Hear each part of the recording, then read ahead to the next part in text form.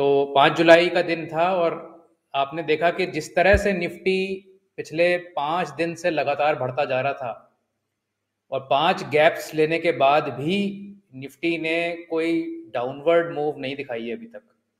तो ये एक बहुत स्ट्रॉन्ग साइन है कि पिछले 2 दिन में भी कोई मतलब रोज नई फ्रेश हायर क्लोजिंग हुई है। तो अगर आज हम देख रहे हैं कि 19,400 के आसपास की क्लोजिंग हुई है, तो कल 19,380 की क्लोजिंग हुई थी। तो क्लोजिंग भी हायर होती चली जा रही है और इतने ये जो 5 गैप्स बने, इसको भी अभी फिल करने का मार्केट का कोई मूड लग नहीं रहा है। हो सकता है किसी 1-2 हफ्ते बाद कोई ऐसा फेज आए जहां पर ये 2-3-4 गैप्स फिल हो जाएं, बट आज की डेट में तो इस तरह से कोई इंडिकेशन नहीं लग रहा है कि मार्केट का कोई मूड है नीचे आने का।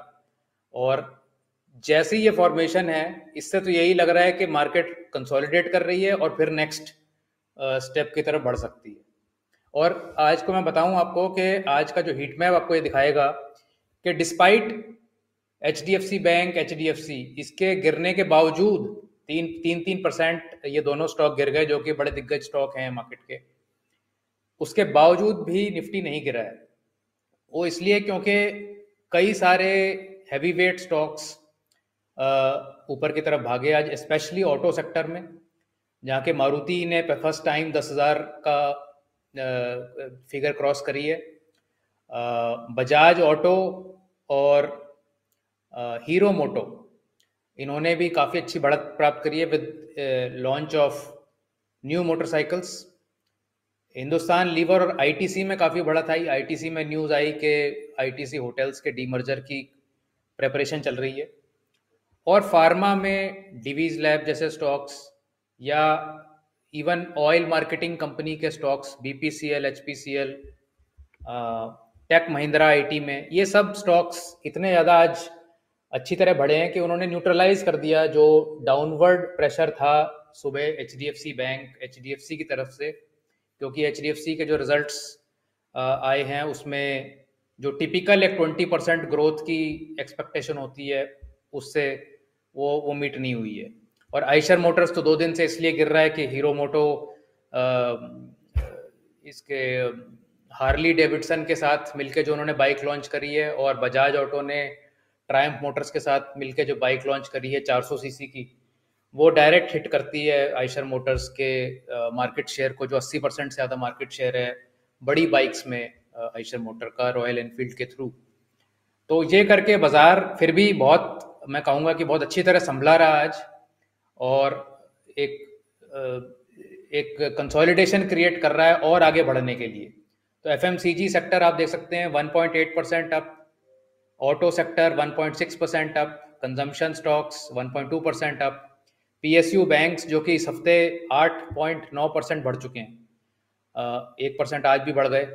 पब्लिक सेक्टर एंटरप्राइज स्टॉक्स जैसे आपके इंजीनियर्स इंडिया, MMTC, BHEL, ये काफ़ी तेज़ी से आज बढ़ रहे थे। 0.9% की ग्रोथ PSE सेक्टर में भी हो गई। फार्मा बढ़ रहा था। रियल एस्टेट के स्टॉक्स काफ़ी अच्छा परफॉर्म कर रहे हैं।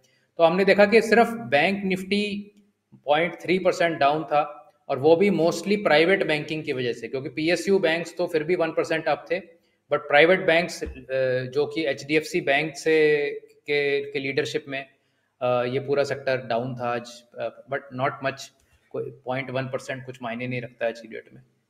तो सेक्टोरल ओवरव्यू काफ़ी अच्छा है। एक हफ्ते में अच्छी मार्केट बढ़ी है, एक महीने में तो बहुत ही अच्छी बढ़ी है, पिछले 3 महीने में भी बहुत अच्छी बढ़ी है। रियल एस्टेट 33.9% बढ़ गया है, FMCG ऑटोज 16 और 23% बढ़ गए हैं। तो ओवरऑल मार्केट बहुत सॉलिड लग रही है। निफ्टी मिड कैप ने एक और नई ऊंचाई का आज रिकॉर्ड बनाया है, 36,000 क्रॉस कर गया है निफ्टी मिड कैप। देख रहे हैं किस तरह से रेगुलरली कंटिन्यूसली ऊपर जाता जा रहा है। स्मॉल कैप इंडेक्स ने एक और नया रिकॉर्ड बनाया है, 10,718। तो कहने का ये मतलब है कि जब आप न्यू हाई बना रहे होते हैं, न्यू ऑल टाइम हाई बन रहा होता है, न्यू रिकॉर्ड बन रहे होते हैं, तो उस समय घबराहट तो सबको होती है कि पता नहीं गिर जाएगा, पता नहीं क्या हो जाएगा। लेकिन पैसे भी तभी बनते हैं जब आप अपने फियर के ऊपर काबू करते हैं। तो आप अपना स्टॉप्स बना के रखिए, अपनी स्ट्रेटेजी बना के रखिए एग्जिट की, और उसकी बेसिस पे आप अपना पोजीशन साइज करके चलिए। ज़रूरी नहीं है कि आपको सारा लेवरेज करके आज की डेट में सारे जितने फंड्स हैं वो आज ही लगाने हैं। आप धीरे धीरे करके मार्केट में एंटर करिए over a period of time. अगर किसी ने पिछले 1 डेढ़ साल में धीरे धीरे एंटर किया होगा तो आज भी वो 25-27% की XIRR पे बैठा होगा, जबकि मार्केट सिर्फ 5-7% बढ़ी है नेट नेट। तो ये जो एक धीरे धीरे SIP करने की या धीरे धीरे इन्वेस्ट मोर करके आप अगर फंड्स अपने धीरे लाएंगे तो आपको मार्केट की एंग्जाइटी नहीं रहेगी उसके अंदर। निफ्टी बैंक में भी आप ये देखें कि पिछले 2 दिन की कैंडल्स सिर्फ डोजी की तरह बनी है। उसमें भी जो जो मेजर मूव आ रही थी उसका भी एक कोई भी लो क्रॉस नहीं हुआ है यहाँ पर, डिस्पाइट HDFC बैंक के गिरने के बावजूद।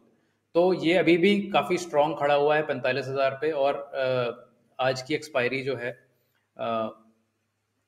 कल कल की सॉरी एक्सपायरी जो है उसका अब इंतज़ार है कि उसमें क्या होगा। तो बजाज फाइनेंस की तरफ आप रुख करते हैं जो हमारा special stock of the day है। तो बजाज फाइनेंस का मैं आपको पिछले 15 साल का चार्ट दिखाना चाहता हूँ, और ये चार्ट एडजस्टेड है for all splits bonus etcetera. तो आप ये देखेंगे 2006 में बजाज फाइनेंस का स्टॉक 50 रुपए का था, और फिर वो जब 2008 की मंदी आई तो वो 50 रुपए से गिर के 5 रुपए आ गया। आप बिलीव कर सकते हैं कि 90% स्टॉक बजाज फाइनेंस का गिर गया। और 2009 में वो 5 रुपए से बढ़ के 2010 के एंड तक वो 70 रुपए हो गया था। तो मतलब आप समझ लीजिए 14 गुना स्टॉक यहाँ बॉटम से बढ़ गया पिछले एक डेढ़ साल में 2010 में। और फिर वो एक कंसोलिडेशन में चला गया। तो यहाँ पर उसने एक न्यू ऑल टाइम हाई बनाया था 51 रुपए पे। फिर वो 70 80 80 85 तक गया।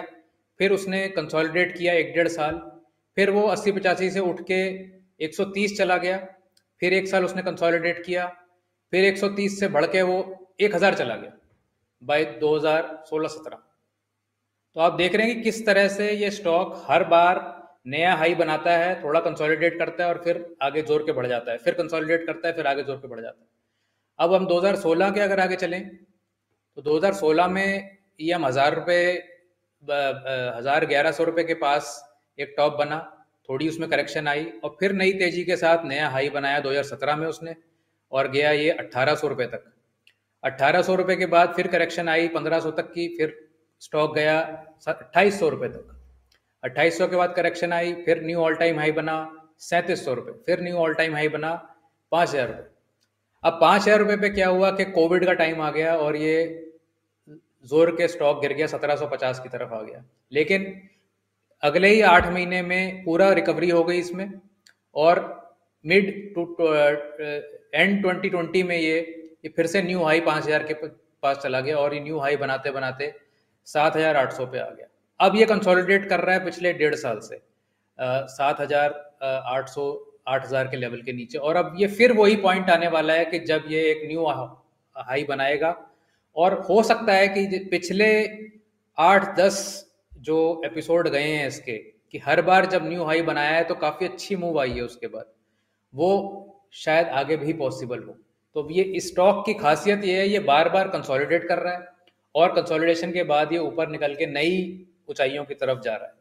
तो इसमें अब ये देखने वाली बात है कि भाई आप इसमें ट्रेड कैसे लेंगे।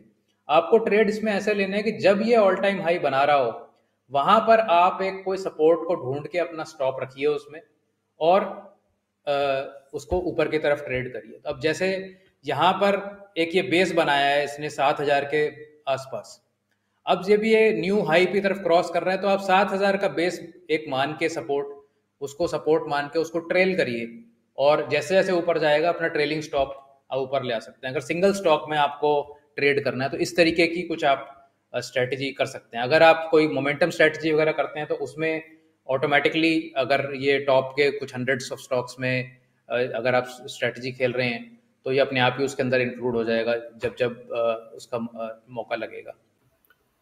Investments in securities are subject to market risks. Read all related documents carefully before investing.